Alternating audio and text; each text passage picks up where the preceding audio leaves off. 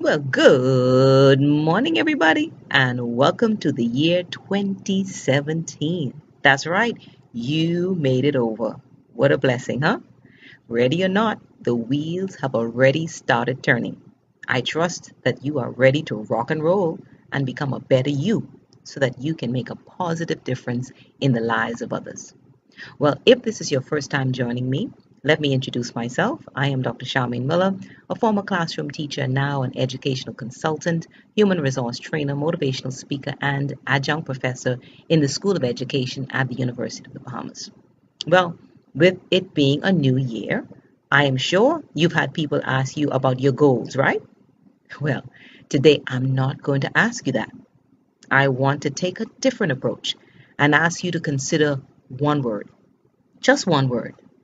You're probably looking at me strange, and wondering how in the world a single word can help you with being more productive and on purpose this year. Well, I'm glad you asked. One of my virtual mentors, John Gordon, taught me a few years ago about selecting a word rather than focusing on a litany of goals at the beginning of the year. Now, he explained that the right word can mold and shape someone into becoming a better person, a better father, better wife, better writer, better communicator, better teacher, whatever, just better, whatever they desire. Choosing one word is really more effective than writing New Year's resolutions because one word actually sticks. 9 out of 10 people, believe it or not, fail with their resolutions. And most of them forget such resolutions by the second week of January. Can you believe that? But having a single word as your year long theme becomes the driving force for every area of your life. For example, one year my word was focus. I really needed that word. That year, it helped me to rule out distractions, to determine what was important, and also to see whatever I wanted to get done, to see it through to completion, because my word was focus. And needless to say, I also achieved quite a few goals that year. I even have my own children choosing a word as well. So some of the ones we've chosen been words like pray, persistence, forgive, purpose, and enthusiasm. As you can see, the words are really diverse, depending on the area that in your life that you think you need to work on the most.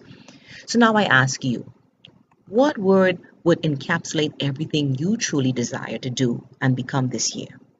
This is a word that should impact every dimension of your life: mental, physical, emotional, relational, spiritual, even financial.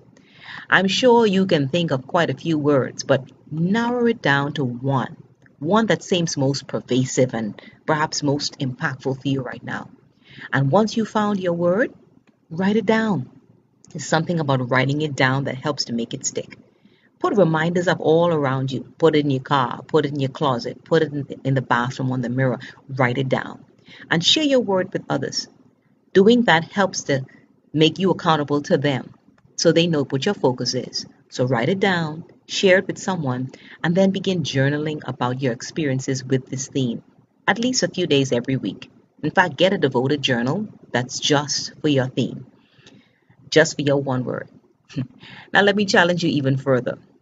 Yes, you've gotten your word, you've written it down, you put your reminders up, you've shared it with some other people, and you've committed to journaling about it. But let me challenge you to perhaps even have your class, your department, your team, or whomever you're working with to come up with a word, one word that will guide your efforts in the workplace as a team, as a unit.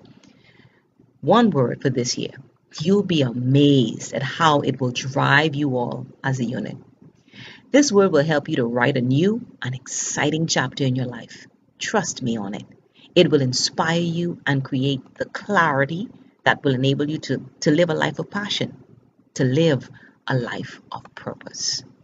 If this video has helped you or encouraged you in any way, feel free to share it with a friend or tag them in on this video. In the meantime, let's choose to keep learning and to keep growing because what we learn becomes a part of who we are. And like Einstein said, once we stop learning, we start dying. So never stop learning because life will never stop teaching. Until next time, all the best for 2017.